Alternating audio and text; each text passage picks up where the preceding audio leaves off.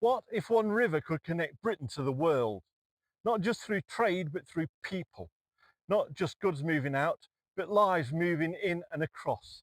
Because along the Mersey, Britain became something larger than itself. Welcome to the making of Britain.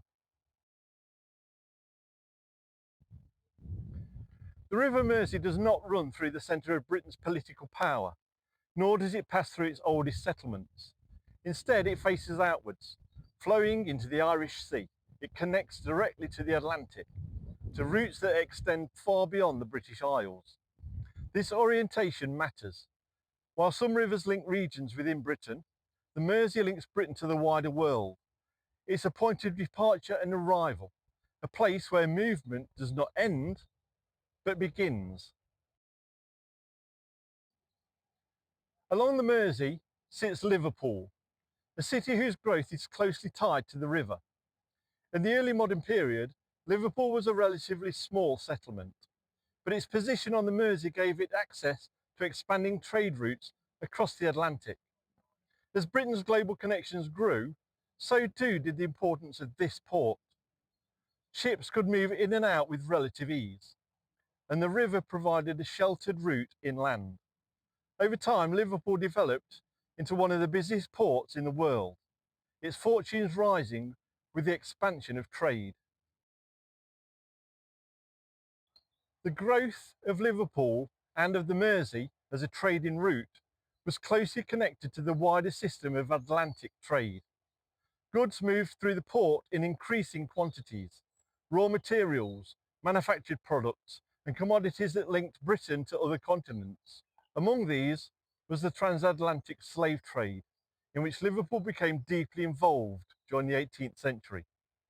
This is an important part of the story. The river facilitated movement, but what moved along it was shaped by human decisions and systems. The prosperity generated by this trade came with profound human cost, extending far beyond Britain itself. As the 18th and 19th centuries progressed, the Mersey became a major route not only for goods, but for people. Migration through Liverpool increased, particularly during periods of hardship elsewhere. Irish migrants, especially during the Great Famine, arrived in large numbers, using the city as a point of entry into Britain or as a departure point for journeys further afield. Others passed through on their way to North America and beyond. The river became part of these journeys, a stage in movements that reshaped populations and identities. It connected individual lives to broader patterns of migration. As you're still walking with me, can I ask you to drop me a like?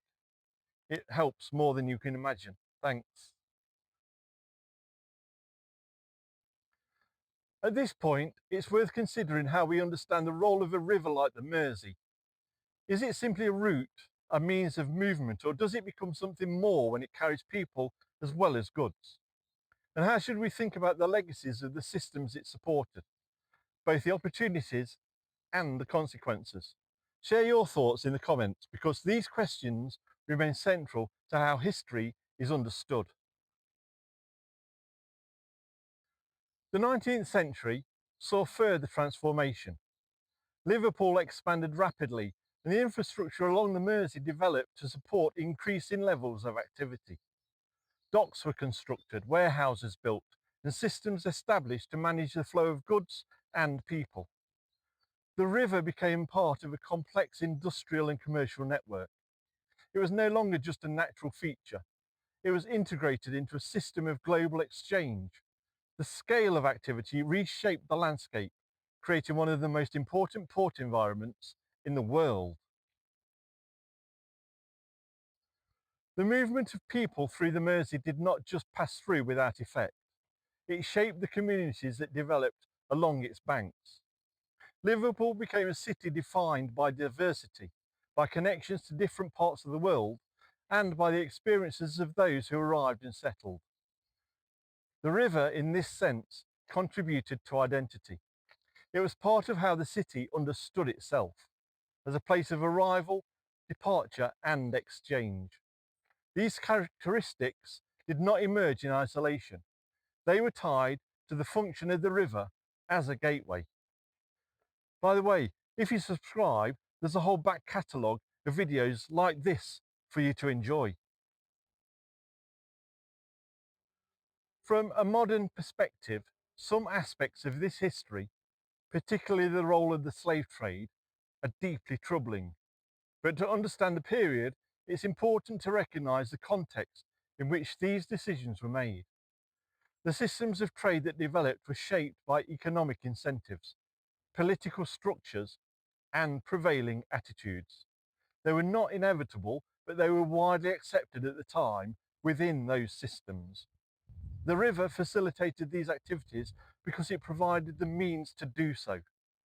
Understanding this does not justify the outcomes, but it explains how they became embedded in the development of places like Liverpool. In the 20th century, the role of the Mersey began to change. Shifts in global trade, the decline of traditional industries, and changes in shipping technology reduced the centrality of ports like Liverpool. Activity decreased, and the infrastructure that had once been at the heart of global trade became less dominant.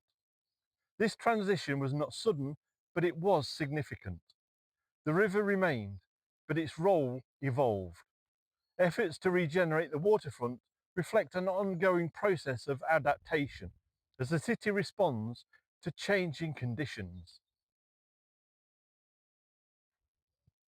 The Mersey today is still a place of movement, but its meaning has broadened. It's part of a cultural landscape, a historical record, and an active environment. Its past as a gateway to the world remains visible, not only in physical structures, but in the communities and identities shaped by those earlier movements. The river continues to connect, though in different ways. It's a reminder that geography provides the framework, but people determine how it's used. If the Mersey connected Britain to the wider world, carrying both opportunity and consequence, what does that suggest about the role of rivers in shaping not just economies, but societies? Are they neutral routes, or do they become defined by what passes along them? And how should we understand their legacy today? YouTube has chosen this video especially for you, because you've watched this. Watch it next, I'm sure you'll enjoy it. If you ding the bell, you'll be notified when episodes are published, so you don't miss any. Thanks for walking a little further down the road that built Britain with me. I'll see you in the next one. Bye.